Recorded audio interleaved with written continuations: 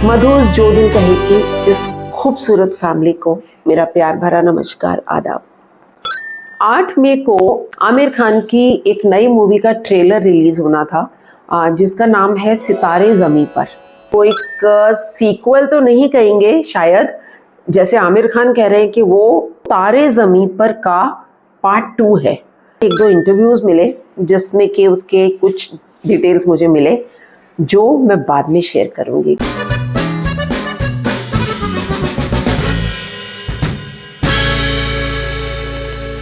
2007 में जाके तारे ज़मीं पर को रिकैप करते हैं बिंदास, और उसमें से बहुत खूबसूरत से पॉइंट्स चुन के निकालते हैं और उनके ऊपर बात करते हैं।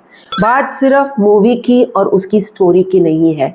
मधुस चैनल पर सिर्फ बात स्टोरी की नहीं होती, उस स्टोरी के अंदर जो छुपे हुए एहसास हैं, जो छुपे हुए सोशल मैसेजेस हैं, और क्या हम उन सोशल मैसेजेस को भूल गए हैं या अभी भी याद रखे हैं, इस बारे में हम बात करेंगे।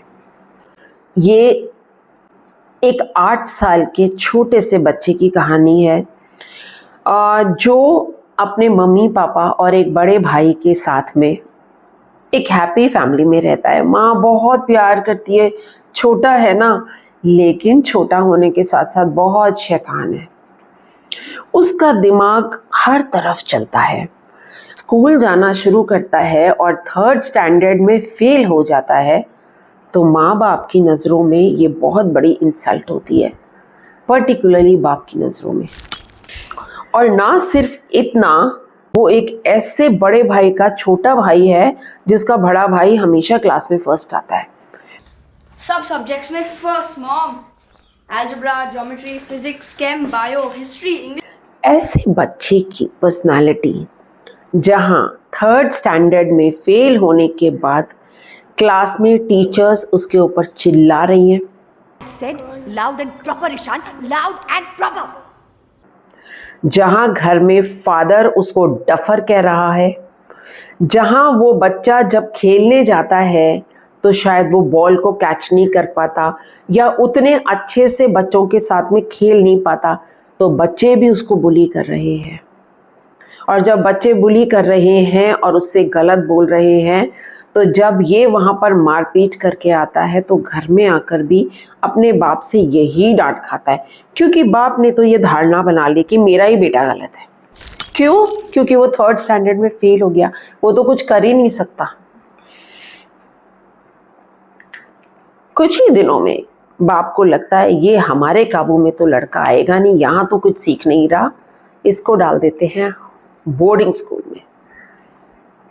8 साल का बच्चा बोर्डिंग स्कूल में इसलिए जा रहा है क्योंकि उसको पनिशमेंट दी जा रही है। उसके सामने जो उसका टीचर बोर्डिंग का खड़ा है, जो उसके फादर के साथ बात कर रहा है, बड़े बड़े बिगड़े घोड़ों को नाल पहनाई है हमने। तो जो 8 साल का ये बच्चा है, इसने इतनी बड़ी गलती कर दी है 3rd क्लास में फेल होकर, और क्योंकि वो पढ़ाई नहीं कर पा रहा तो उसको ठोक पीट कर सही किया जाएगा।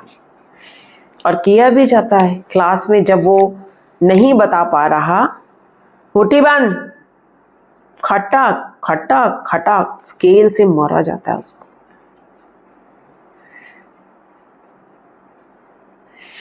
माँ बाप छोड़ के तो चले गए हॉस्टल में। उस छोटे से बच्चे की भावनाओं को जानने की कोशिश की, उसके मन में क्या चल रहा है। जब पहली बार माँ बाप मिलने के लिए आते हैं तो वो उनसे मिलने के बजाय जो अपने स्कूल का एक कंपाउंड है वहाँ पर जाके ज़ोर ज़ोर से भागना शुरू कर देता है, क्योंकि वो अपना गुस्सा, अपना फ्रस्ट्रेशन, अपना दुख जो है वो अपने माँ बाप को न बोल के बता पाएगा। अब बताता था पहले, मैं बोर्डिंग नहीं जाऊंगा, अच्छा सॉरी मैं ऐसा नहीं करूंगा, अब उसने वो सब भी बोलना छोड़ दिया। वो दौड़ लगा रहा है अपने गुस्से को, अपने फ्रस्ट्रेशन को दौड़ में निकालने के लिए, क्योंकि वो अपने माँ बाप से बात ही नहीं करना चाहता। एक ऐसा बच्चा जो हर क्लास में जब कुछ नहीं पढ़ पाता तो टीचर उसको समझता नहीं है, उसको क्लास के बाहर खड़ा कर देता है।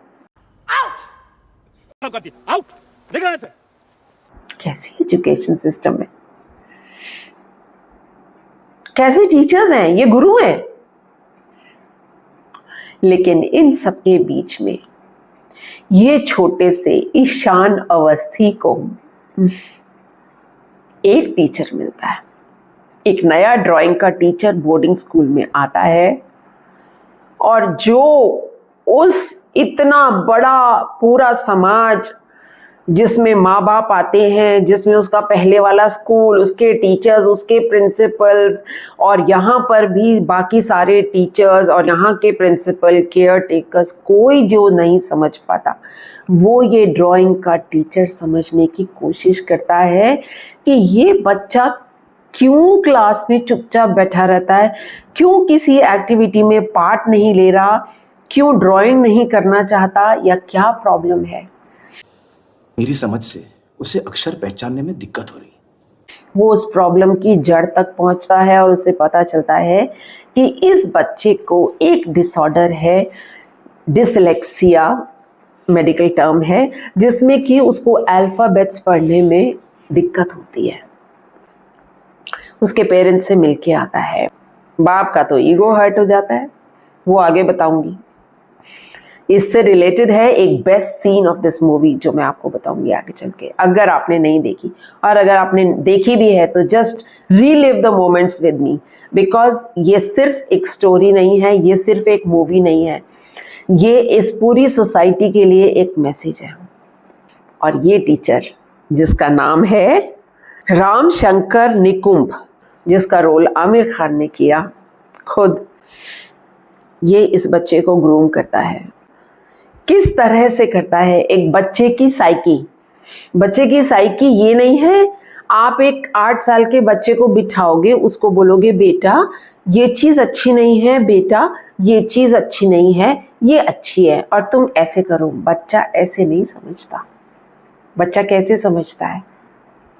इतनी ब्यूटीफुली इस मूवी में उस साइकोलॉजी को समझते हुए क्या बेस्ट एक्शन होना चाहिए बच्चे को समझाने का, जिसमें एक क्लास चल रही है और वहाँ पर ये जो टीचर है राम शंकर निकुंभ, ये बच्चों को बता रहा है कि कैसे इतने सारे बड़े बड़े दिग्गज हुए हैं इस वर्ल्ड में, जिनको शुरू में पढ़ने लिखने में दिक्कत आती थी, जिनको स्कूल ने फेल कर दिया था कि ये पढ़ नहीं सकेगा, इसको निकाल दो एंड ऑल, लेकिन उन्होंने क्या क्या ज़िंदगी में अचीव किया। उसमें एक मैसेज अभिषेक बच्चन का भी था। और यस, हमारा छोटा ईशान जो है वो मुरझाने से बच जाता है, उसकी ज़िंदगी सुधर जाती है।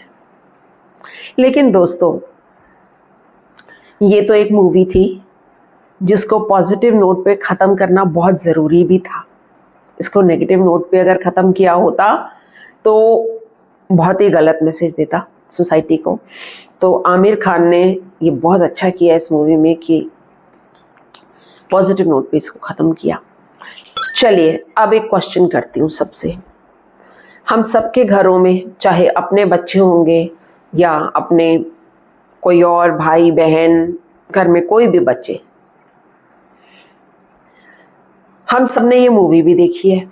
जब हम मूवी को देखते हैं और उसमें अगर किसी बच्चे के साथ ऐसा हो रहा है, आंखों में आंसू भी आते हैं और हम सबको एक हेट्रेड की भावना आती है। कैसा फादर है, कैसी टीचर है, कैसा स्कूल है, कैसा प्रिंसिपल है, कैसा समाज है।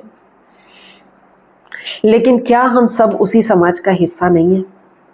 क्या हम सब भी, चाहे अपने बच्चे, चाहे हम टीचर्स हैं तो दूसरों के बच्चे या प्रिंसिपल हैं, जिस रोल में भी हम इस सोसाइटी में इन बच्चों के साथ जुड़े हैं, चाहे हमारा एजुकेशन सिस्टम ले लीजिए, क्या हम भी वही सब नहीं करते बच्चों के साथ और आज भी कर रहे हैं? अगर तारे ज़मीं पर मूवी देखने के बाद इस समाज का हर इंसान मैसेज सही से ले चुका होता तो आज की डेट में भी पता नहीं कितने बच्चे, मेरे पास डेटा नहीं है ना, मैं निकालने वाली हूँ, सुनते रहते हैं ना, उसका नीट पास नहीं हुआ, उसने सुसाइड कर लिया। वो 10th के बोर्ड में फेल हो गया, उसने सुसाइड कर लिया।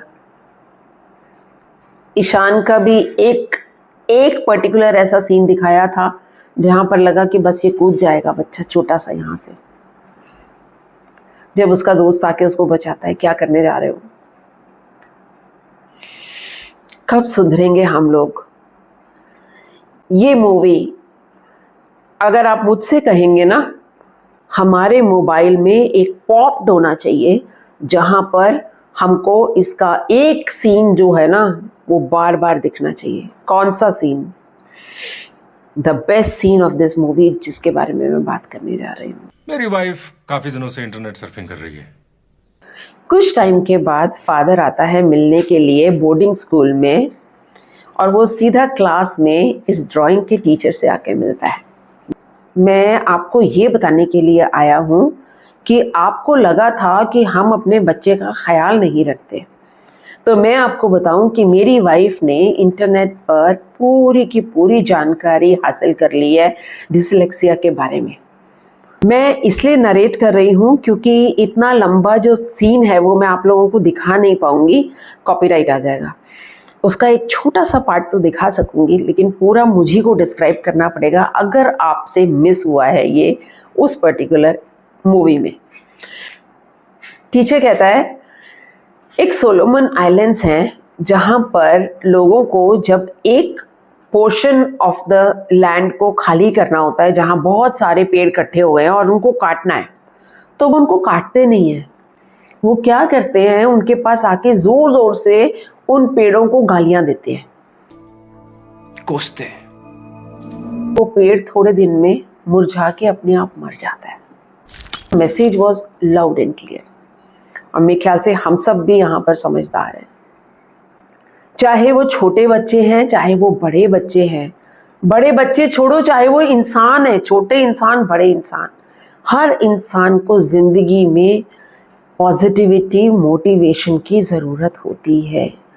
किसी को ये हक नहीं मिलता कि क्योंकि हमने इन बच्चों को पैदा किया है तो उनको हम नोट छापने की एक मशीन समझ के उनकी कंडीशनिंग शुरू कर दें बचपन से ही। ये बिल्कुल हमारा अधिकार नहीं है। As parents, as society, as teachers, no. जो अभी मूवी आने वाली है सितारे ज़मीं पर, उसके बारे में मैं ज़रूर आपको बताना चाहूँगी। अभी तक जो हमें पता चला है कि ऑफिशियल ट्रेलर, जैसे मैंने बताया, 8 मई को रिलीज़ होना था, लेकिन वो नहीं हुआ, और जो यूट्यूब पर हमको ट्रेलर दिख रहे हैं वो सब बेकार हैं। वो मत देखिए, वो पता नहीं क्या दिखा रहे हैं, उसको देख के तो ऐसा लग रहा है कि यार ये क्या मूवी होगी, लेकिन वो है ही नहीं, वो एक्चुअली कुछ गूफ्ड अप है। तो मैं तो ये कहूँगी कि ऑफिशियल ट्रेलर का हम वेट करते हैं, जो एक्चुअल आएगा हम उस पर ध्यान देंगे। एंड जैसा कि आमिर खान के कुछ रील्स में देख रही थी इसके बारे में, तो as Aamir Khan is saying कि तारे ज़मीं पर हमको रुलाती थी मूवी, वो बहुत इमोशनल मूवी थी, और उसके बिल्कुल उल्टा ये वाली मूवी जो है सितारे ज़मीं पर जो आने वाली है 20 जून 2025 को सिनेमा हॉल्स पे रिलीज़ होने वाली है, अभी तक का जो इनपुट है, ये मूवी उतना ही हमको हंसाने वाली है। और एक और चीज़ जो उनके एक इंटरव्यू में मैंने सुना, तारे ज़मीं पर मूवी में the teacher was the inspiration, उन्होंने उस बच्चे को ग्रूम किया, लेकिन यहाँ पर कुछ 10 नए कलाकार को लिया जा रहा है। शुक्र है, मैंने कहीं पे पढ़ा है कि दीज आर न्यू टैलेंट को उन्होंने चुन के निकाला है। कुछ जो जितना पढ़ पा रही हूँ मैं वो ये है कि डिफरेंटली एबल्ड हैं, जो मिलके एक स्पोर्ट्स की उनकी टीम बन रही है, वो 10 जने मिलके अपने जो ये सीनियर है, आई थिंक कोच ही होंगे होपफुली, उनको इंस्पायर करते हैं। तो कुछ ऐसी स्टोरी है, और फुल ऑन कॉमेडी, उसमें हम बहुत हंसने वाले हैं। तो let's wait. All the best, Amir Khan. You are my favorite, and I know you are not going to let us down. Waiting for release cinema halls में जाकर मैं तो ज़रूर देखने वाली हूँ। चलिए फिर मिलते हैं, खुश रहें, और कमेंट्स अभी कुछ भी नहीं है, आई कैन अंडरस्टैंड, माहौल ही नहीं है कमेंट्स का, तो कौन कमेंट करेगा, लेकिन फिर भी एक आध बीच में I love you aunty, you are so good, ऐसा ऐसा करके कमेंट्स आ जाते हैं, जिसके लिए मैं बहुत शुक्रगुजार हूँ। फिर से एक बार दुआ करती हूँ पूरे विश्व में पीस हो, ह्यूमैनिटी हो, इंसान के बारे में अच्छा सोचे। शुक्रिया, फिर मिलते हैं, बाय।